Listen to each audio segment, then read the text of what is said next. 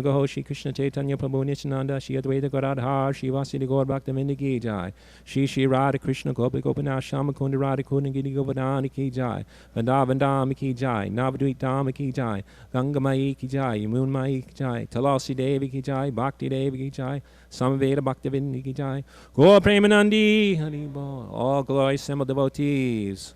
All glories assembled devotees. All glories assembled devotees. All glories to Shri Guru and Gauranga. All glories to Srila Prabhupada.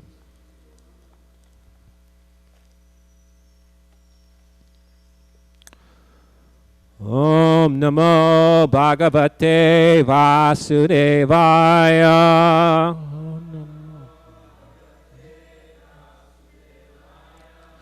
Om Namo Bhagavate Vasudevaya.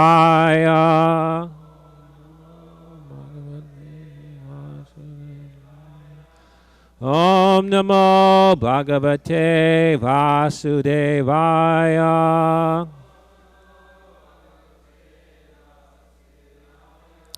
Reading from Srimad Bhagavatam, 9th Canto, Chapter 12, Text number 6. It's text number 6. 13? 13, okay. Chapter 13, text number 6. Eat you shasharja swam deham nimir atyatmak kovitaha mitra varuna yor jagne Urvasyam prapita maha. Somebody could chant.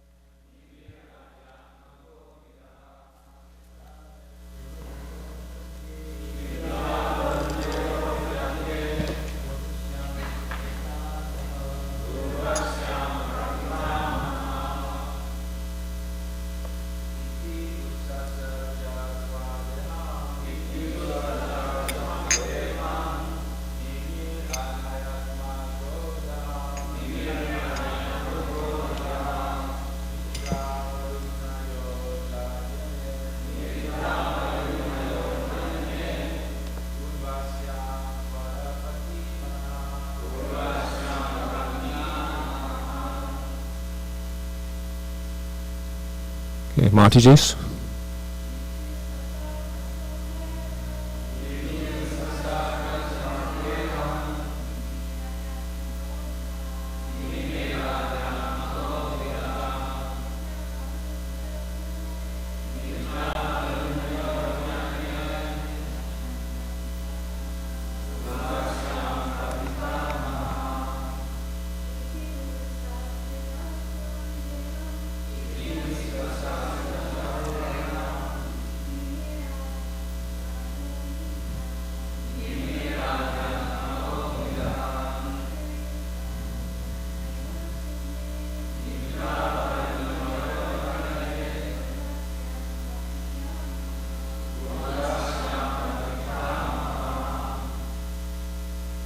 Okay, word meanings. Iti, thus. Utsasarja, gave up. Swam, his own. Deham, body. Nimihi, Maharaj Nimi. Adhyatmako Vitaha,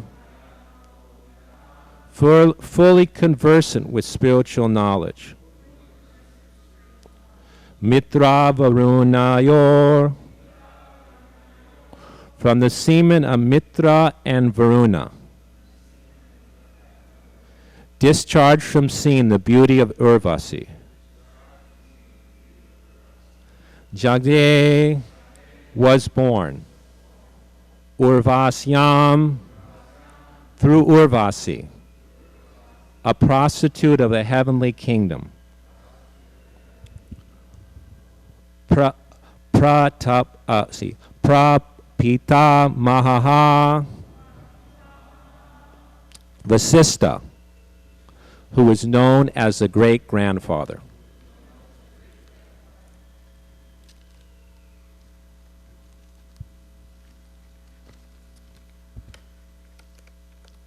Translation. After saying this, Maharaj Nimi, who was expert in the science of spiritual knowledge, gave up his body. Vasista, the great-grandfather, gave up his body also. But through the semen discharged by Mrita and Varuna, when they saw Urvasi, he was born again. Purport. Mitra and Varuna chanced to meet Urvasi, the most beautiful prostitute of the heavenly kingdom, and they became lusty. Because they were great saints, they tried to control their lust, but they could not do so, and thus they discharged semen. This semen was kept carefully in a water pot, and Vasista was born from it. Nama Om Vishnupadaya Krishna Bastaya Bhutale Shrimati Bhaktivedanta Swami Iti Namane Namaste Saraswati Devi Gauravani Pacharne Nirvisesa Sunyavadi Vaskachate Shatarne. So as we see here, the curse, the form in the previous verse, they cursed each other to die, and thus they left their bodies, and Vasista took birth again. He took birth again when was as one of the sons of Mitra or of Varuna when they saw Urvasi. So it says here they discharged semen, and this was the result. And also we have information in the 6th canto of Srimad Bhagavatam that the other son born in this connection was Agastya. Agastya was also one of the other brother like that. Formerly this was possible. They could preserve the children in this way, the embryo in this way, and develop the child. We even got information later in the 9th canto of Srimad Bhagavatam.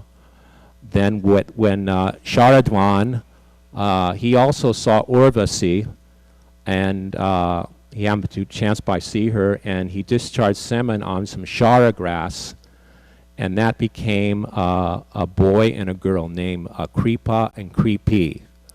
And Kripi later on became the wife of Dronacharya, the great teacher of the Pandavas. And also in this connection, Dronacharya also happened to appear in a similar way.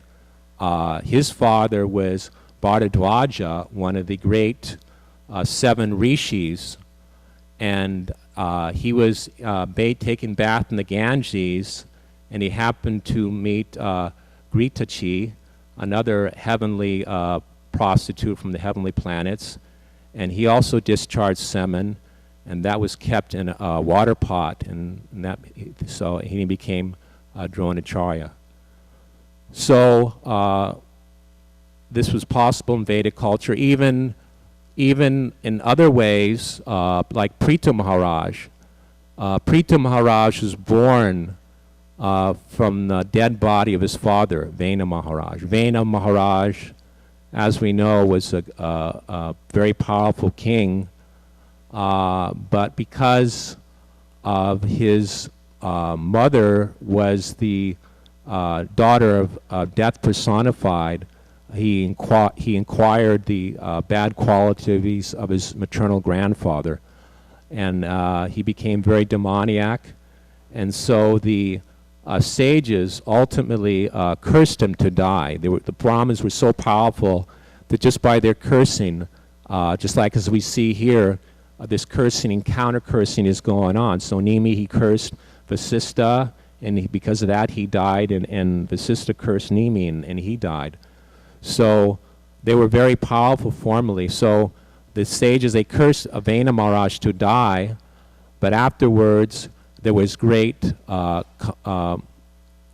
harassment in the kingdom. There was no protector, and so they were thinking, you know, what could we do? And they wanted the dynasty that Vena Maharaj appeared in to go on. So they churned the dead body of Vena Maharaj, and out came Prithu Maharaj. So in this way, he ruled the kingdom. And even 5,000 years ago, there was the Pandavas and the Kauravas, and before the birth of any of them, well, there was Kunti was pregnant, and so was Gandhari was pregnant. But Kunti gave birth first, so Gandhari was very upset with this, and she struck her abdomen, and out came a lump of flesh. But by the advice of Srila Vyasadeva, this lump of flesh was divided into 100 parts. So in this way, her ambition, Gandhari's ambition to have 100 sons was fulfilled. And even also during that time, we know of the pastime of Jarasandha. Jarasandha was born from two different mothers. But when his father saw that the two halves were useless, he threw them into the forest. But there was one witch there called Jara, and she knew the black arts, and she was able to put the two parts together. So in this way, Jarasandha came into existence. And of course, in the beginning of creation, the system was that all the progeny came from Lord Brahma, which has come directly from his body. Just like we're reading here of Vasista, Vasista came from the breath of Lord Brahma, and his other sons came from different parts of his body. Daksha came from his thumb, Bhrigu came from his touch, and this way his various sons were generated. So this was possible formally because they performed great austerities and penances, and if you perform penances and austerities, then you could achieve great power, whether it's spiritual power or material power. Just like Prabhupada gave the example of a Gandhari. She wanted to make her son strong. Was one of her sons very strong. It was Duryodhana. Duryodhana. So she told him that you should come to me the next day, and you become naked like that, because she performed the austerity. She was a very chaste woman, and she would blind her. She knew that her husband to be was going to be blind, so she voluntarily covered her eyes with cloth. So in this way, she performed great austerities. And she was, so her son was going to come to the next day, and then Krishna, he knows everything, so he knew that what was happening. So he asked Duryodhana, where are you going? Oh, you know, I'm going to see my mother, you know, and he was naked at the time, and he says, well, you should at least cover your lower part, you know, this is not proper. And so he did that, and then when Gandhari took off her blindfold, then she said, I told you to come naked, why'd you cover yourself? Well, Krishna told me to do this. So his whole body was like iron, but that part was vulnerable. So in this way, when he was fighting with Bhima, that he hit him with the club below the belt, and this way he died on the battlefield. So this is the strength of the power of austerity. And formerly they were performing all these austerities. They could do all these things, and now we can't imitate them. Although the scientists, they try to imitate. They try to do test tube babies, or make a baby in a test tube, and artificially they develop in various ways. But this isn't the process. The process is you perform various samskaras, garbhadam samskara.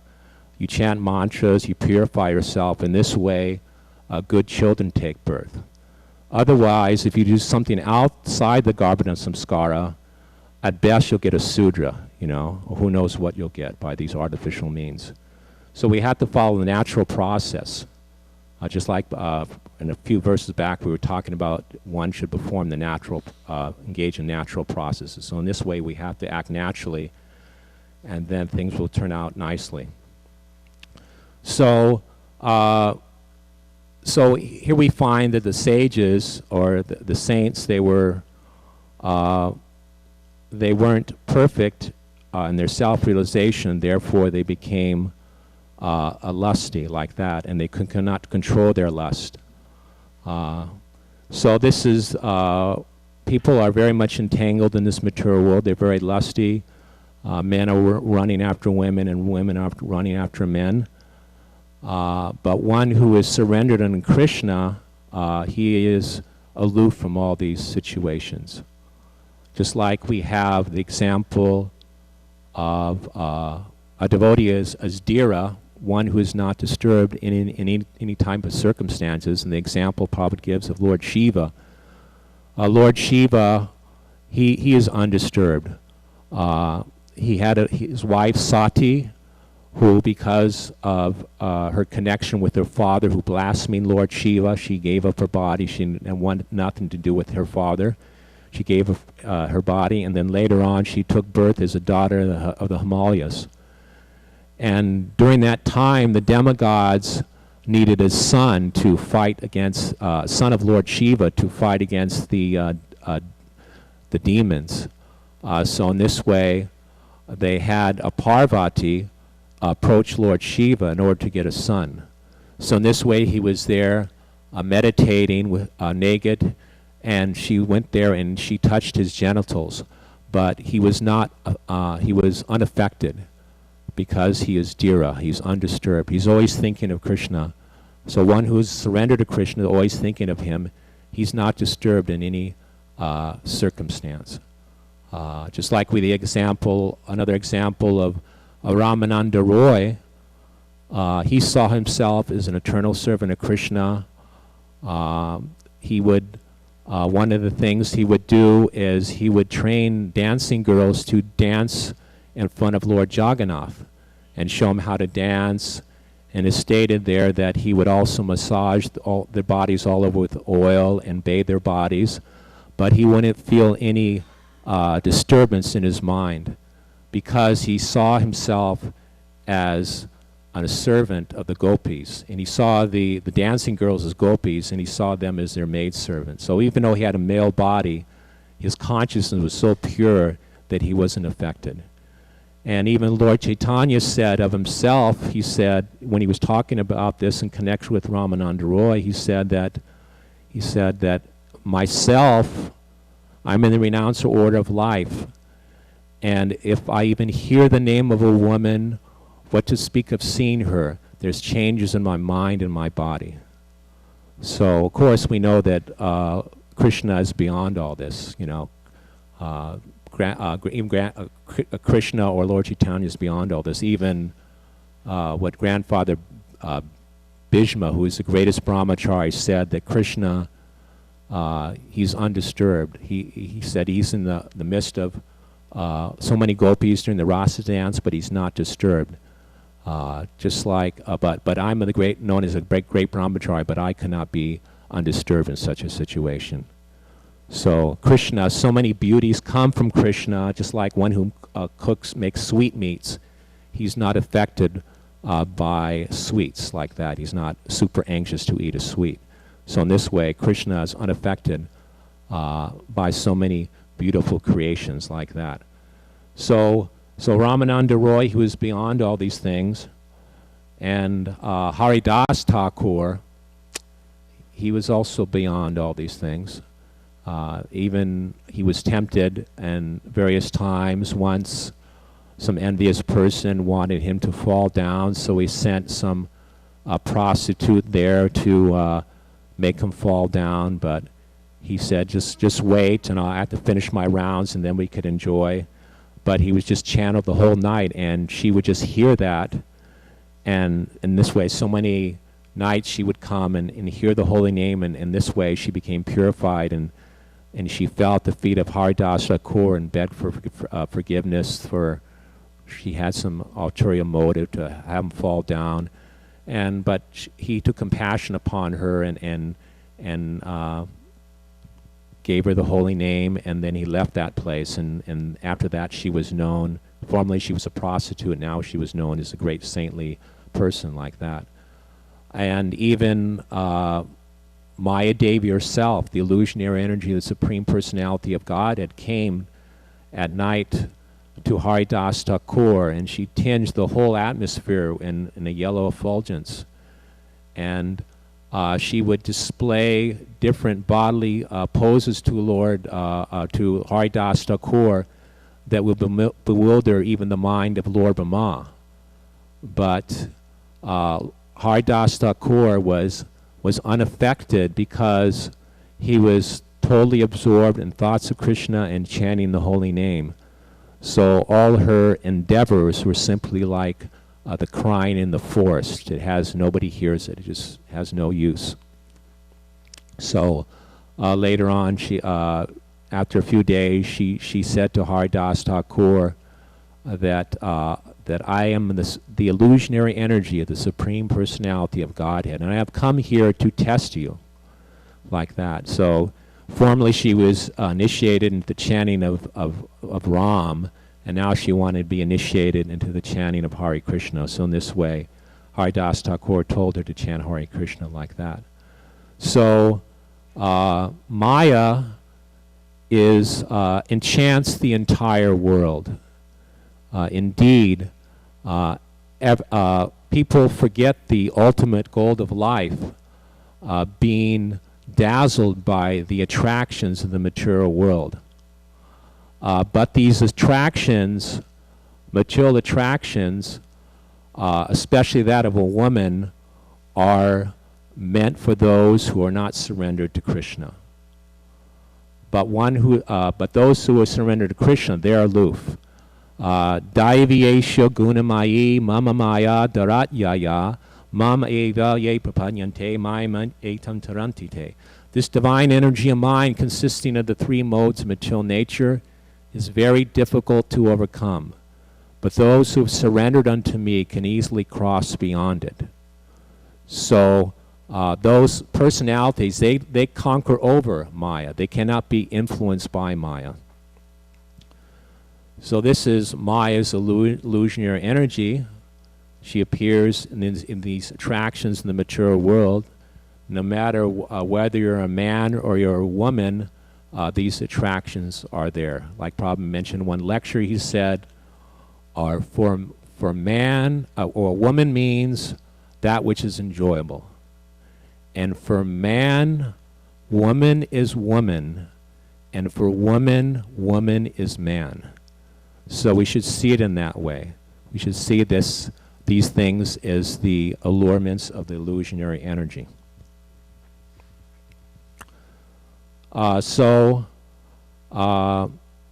have to cross over this. We have to become free from this lust or desire. Kama means desire. And in Krishna consciousness, our Krishna conscious means desire without attraction. It's not that we give up all desire and become desireless, but we only desire for Krishna. It's not that we don't engage in sense gratification, but we engage in sense gratification. We want for Krishna's sense gratification, not our personal sense gratification. This is what a devotee strives for. And we have to be very careful. These are known as the three gates of hell: lust, anger, and greed. Arjuna mentions to Krishna in the 3rd chapter of the Bhagavad Gita that how is it that one is forced to act sinfully, even by force?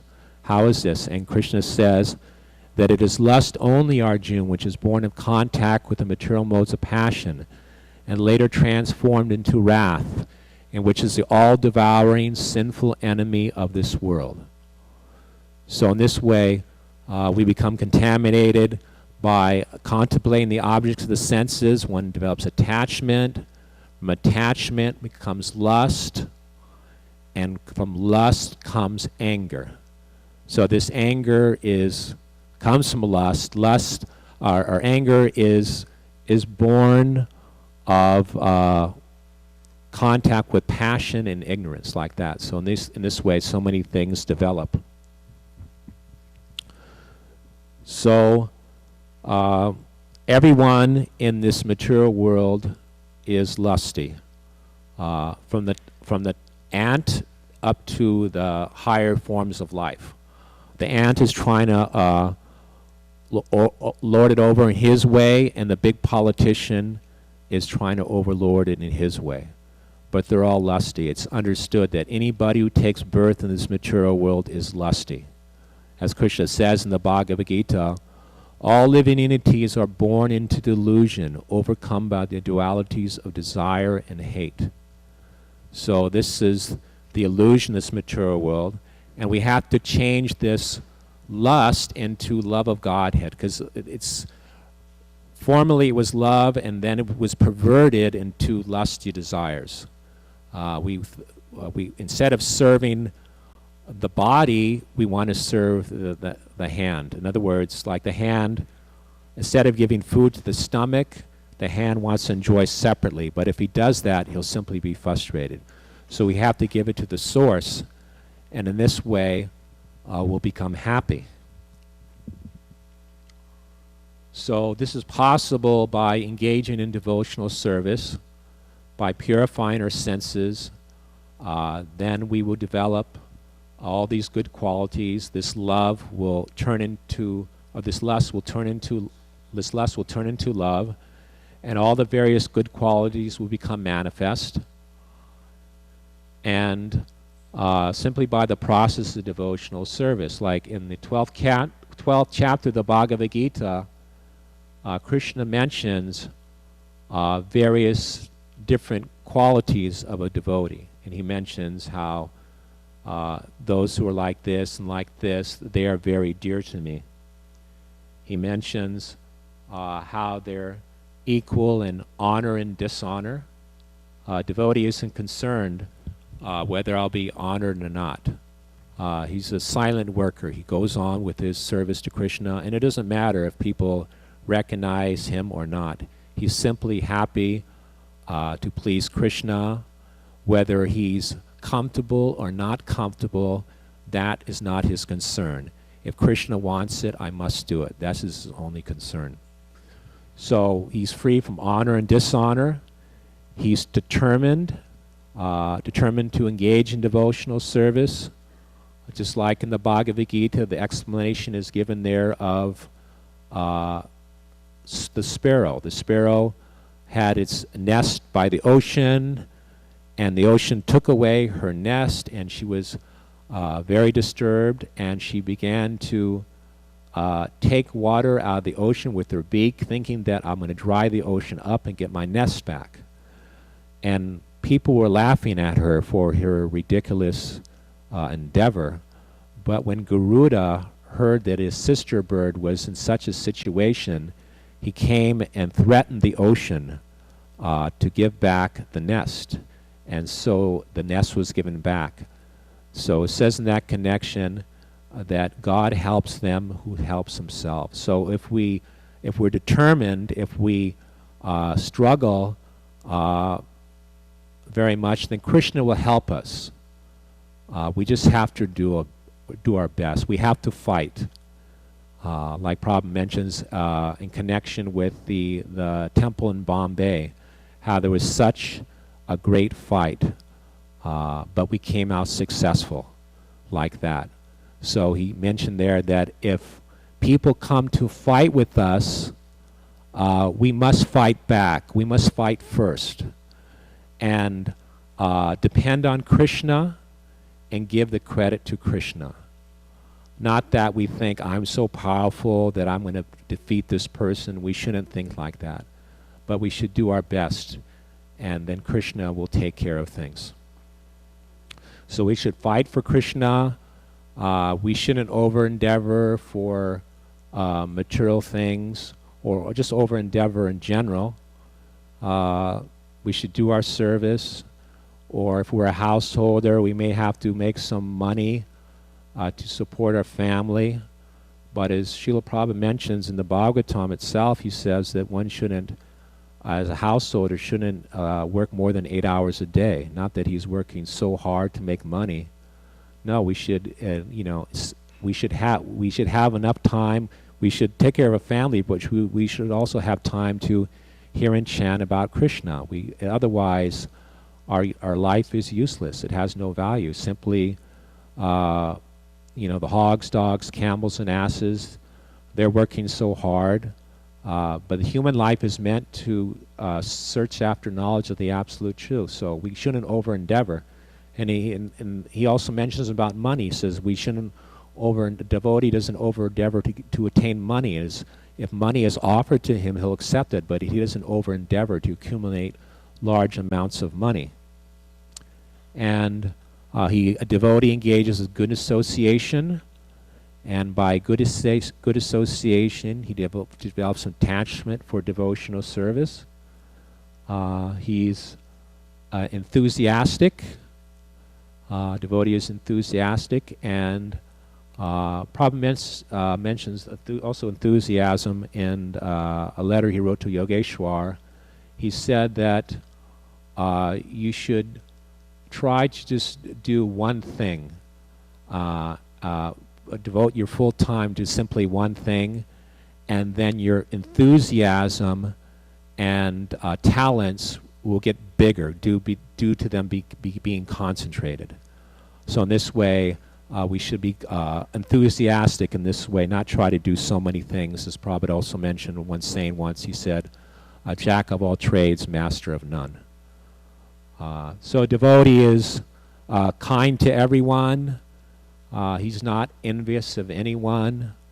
Not like the materialists. They say they love their countrymen, but their country cows they send to the slaughterhouse. This is not kindness. This is simply foolishness. This is demoniac.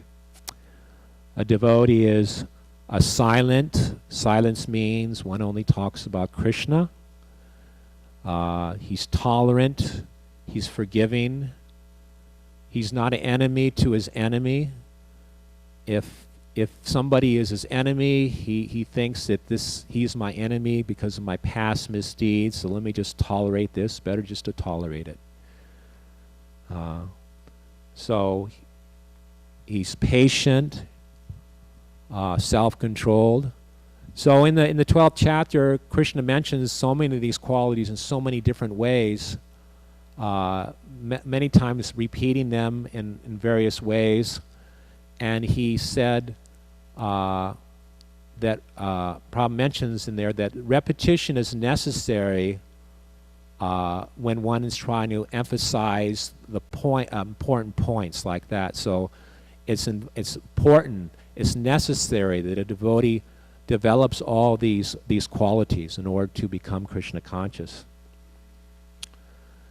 And so in Krishna consciousness, our scope and resources are unlimited. Srila Prabhupada wrote this to Satsarup in 1972, that our scope and resources are unlimited, so we should be enthusiastic, sober-minded, and responsible So in this way, things will go on very nicely.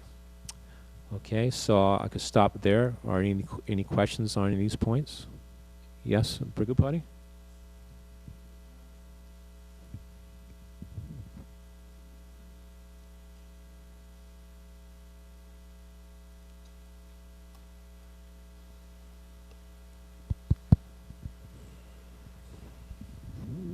Thank you for a nice class. A lot of Krishna Katha. My question is this: you gave Lord Shiva as an example of Dhira, but correct? Yes. Yeah, but in the second chapter of the Bhagavad Gita, text 62, in the purport, Prabhupada gives him as an example of Adhira. He says, Lord Shiva was deep in meditation, but when Parvati agitated him for sense pleasure, he agreed to the proposal, and as a result, Kartikeya was born. And the next sentence is, it's almost like he's saying in contrast, when Haridas Thakur was a young devotee of the Lord, he was similarly allured by the incarnation of Mayadevi, but Haridas easily passed the test because of his unalloyed devotion to Lord Krishna. So it sounds like Prabhupada suggesting that Lord Shiva was, where Haridas Thakur was successful, Lord Shiva was unsuccessful. So how do you... Well, it's sometimes, anyway, it's... even Lord Shiva, I don't know that particular quote. This is the quote that I got is from a lecture Prabhupada gave. I think it was in Los Angeles. I wrote down the quote here, the number. But he gave that example that he's known as Dhira. He was mentioned in one poetry he read in school about, I think, Kalidas. He wrote that about example of Dhira, and he gave the example of Lord Shiva. And Prabhupada was quoting that in his lecture. So... anyway, so that's sometimes, well, anyway, I can't specifically comment on that, but sometimes even the same personalities, for example, are giving, for example, of somebody being bewildered, just like Lord Shiva himself, he became bewildered by Mohini Murti, like that, and he ran after her. So, it's like that. So sometimes.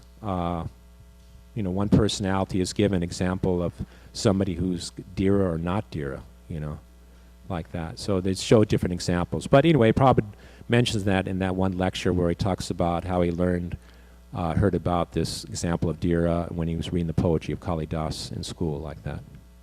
Okay? Any other questions or comments on any of these points? Yes, back there.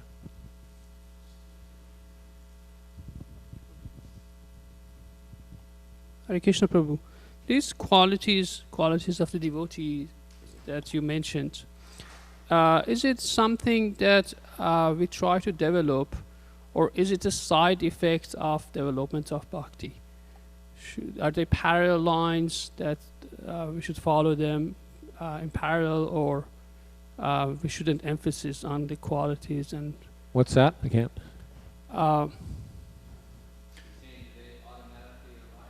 Well, Prabhupada says that in that connection in the 12th chapter of the Bhagavad Gita, that they automatically develop in devotional service like that.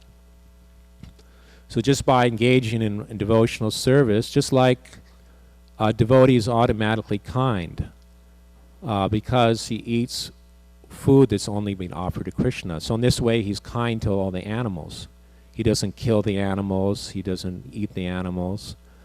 So these things develop automatically. But of course, also a devotee also has to follow the instructions of the spiritual master. So one of the qualities also here is, for example, purity.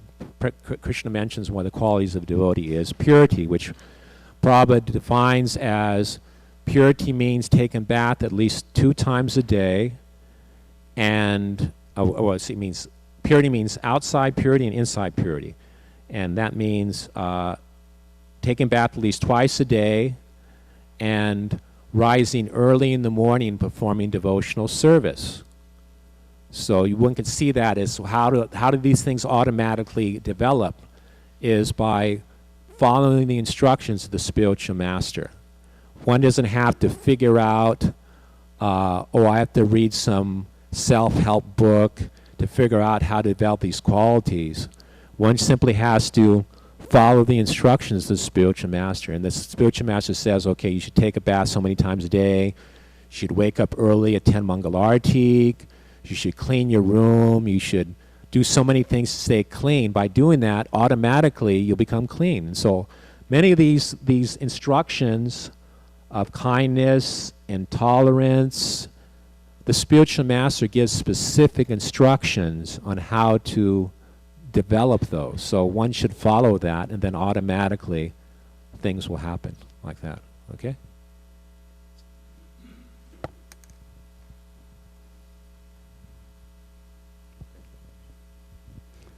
Thank you for a nice class, Rabindranath. Appreciate your. I just want to add one comment to the comment that you just made.